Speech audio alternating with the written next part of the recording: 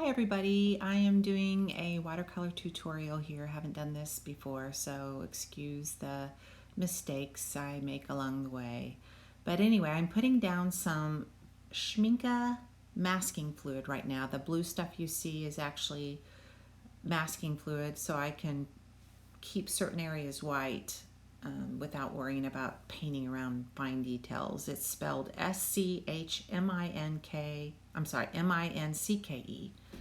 And now I'm putting water around the background area, around the image where I want to do my sky. I like to do wet on wet technique with my clouds. So I usually do a wet water first and then put my paint so that I get a fine feathery cloud. That's just usually how I make my clouds. You'll see me adding some blue paint here, and this is a little darker than I intended. I'm playing with some new paints in this painting. Dr. P.H. Martin's Hydrus Fine Art Watercolors. They're really intense paints, intensely colored paints that come straight out of the bottle pre-mixed, and you can just use them straight out of the bottle or water them down. And this particular blue is called Marine Blue, and I love it. But it's a little darker than I intended. It would probably be a better night sky than a day sky, but it does dry a little bit lighter than what you see here. So it's not a complete fail. I still loved it. The last, the final painting. It was still great, the color. So now I'm taking a fine pointed tipped brush to get right up to the edge there where the water didn't quite go to. I also take some of that dark, intense blue away around that cloud. It got a little bit dark there. I use a dry brush to pull some of that color out while it's still wet. Unfortunately, I didn't get that on camera, so you'll notice though at the end it's not as dark around that cloud. So now I am going to I'll talk about the paper. This is Fabriano Soft Press, 140 pound or 300 GSM. It's soft press, not hot press or cold press, soft press, which is kind of in between the two. It's got a little tooth to it. Today was a cloudy day, so it does show a lot more tooth than really what's there because of the shadows. But now I'm putting on some skin tones. Again, I'm using the Hydrus mixture, so it's not what I typically use, which is I use Winsor Newton watercolor paints most of the time, but I think it still worked fine.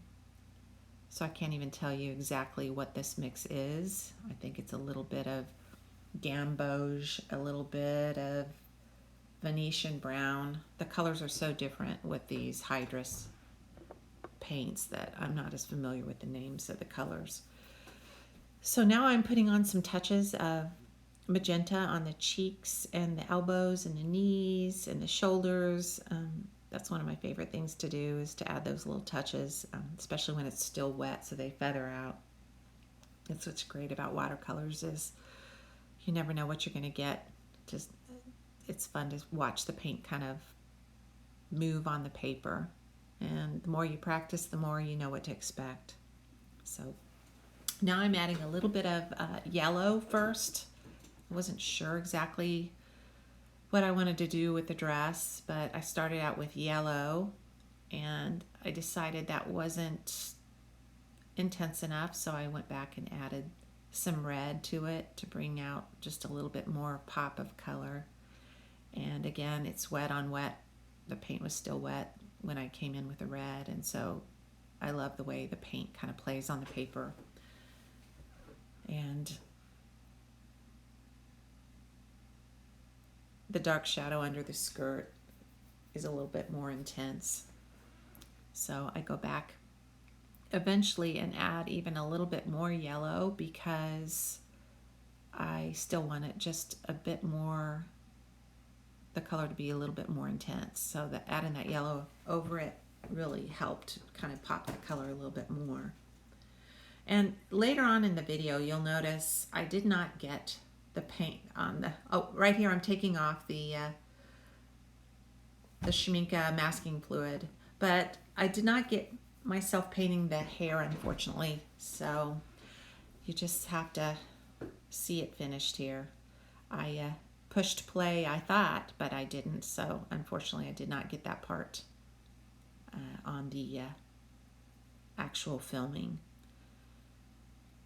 And now I go back in with a Prismacolor pencil, a brown Prismacolor pencil. I do that sometimes after I'm done with a painting just to add some more fine details, kind of add some nice texture or just a little bit more detail to certain areas. You can add it on the clothing and in the background. It just depends on where you want more detail. I didn't add a lot to this painting, but just a few on the hair. So anyway, that's it, folks, and I hope you enjoyed it, and hopefully you learned something from my first tutorial.